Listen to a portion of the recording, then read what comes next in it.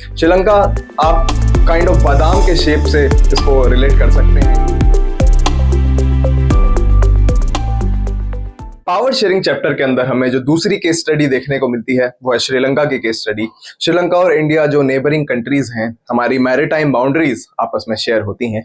मैं आपको बताना चाहता हूं कि 1948 था ईयर जब श्रीलंका को ब्रिटिश कॉलोनी से आज़ादी मिल जाती है। श्रीलंका भी एक टाइम पर ब्रिटिश कॉलोनी हुआ करता था और इससे पहले सीलोन बोलते थे। ये बात थोड़ी सी इंपॉर्टेंट है, अब ध्यान रखिएगा। सीलोन बहुत फेमस रहा है चाय के लिए, टूरिज्म डेस्टिनेशन है, लेकिन सीलोन एक कॉलोनियल नेम था। तो वहां की गवर्नमेंट ने 1972 में कंट्री का नाम श्रीलंका कर दिया।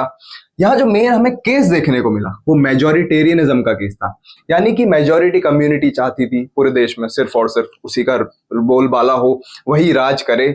और यहाँ पर जो मेजोरिटी कम्युनिटी देखने को मिली वो सिन्हाला कम्युनिटी देखने को मिली। 74% के करीब हमें पता चलता है। और बुद्धिस्ट कम्युनिटी के लोग थे, जो थोड़ा सा ध्यान रखिएगा। तमिल्स भी थे, तमिल्स के अंदर Sri Lankan Tamils, Indian Tamils, Hindus, Muslims, Christians सभी आ जाया करते थे। ये माइनॉरिटी में थे, 18% के करीब हमें पता चलता है। लेकिन अब यहाँ होता क्या है, सिन्हाला जो कम्युनिटी थी, सिन्हाला गवर्नमेंट थी, वहां पर 1956 के अंदर सिन्हाला ओनली एक्ट लाती है कंट्री में, जिसके अंदर अपॉर्चुनिटी दी जाती है जॉब्स के रिगार्डिंग और एम्प्लॉयमेंट के रिगार्डिंग, एजुकेशन के रिगार्डिंग, सिर्फ और सिर्फ सिन्हाला कम्युनिटी को। तो एक ही कम्युनिटी के ऊपर यहाँ पर ध्यान दिया जाता है और सिन्हलीज लैंग्वेज को ऑफिशियल लैंग्वेज घोषित कर देती है सिन्हाला गवर्नमेंट उस समय। तमिल लैंग्वेज की यहाँ पर कोई बात नहीं होती। तो जब तमिल लोगों को ऐसा लगता है कि वो उनके लिए यहाँ पर कुछ बात नहीं है और तमिल लैंग्वेज के लिए भी ऐसा कुछ ऑफिशियल डिक्लेरेशन हुआ नहीं है, तो वो गवर्नमेंट के अगेंस्ट प्रोटेस्ट करने लगते हैं। यहाँ पर उनकी डिमांड रहती है कि उन्हें इक्वालिटी चाहिए। इक्वालिटी के साथ साथ तमिल लैंग्वेज को भी ऑफिशियल लैंग्वेज घोषित करने का उनकी जो है डिमांड उधर रही। साथ में तमिल इलाम आपको ध्यान रखना है कि तमिल लोगों ने कहा कि उन्हें सेपरेट स्टेट चाहिए, सेपरेट ऑटोनोमस रीजन चाहिए जहां पर वो अपने हिसाब से रह सकें, लेकिन वहां की गवर्नमेंट ऐसा कुछ करती नहीं है।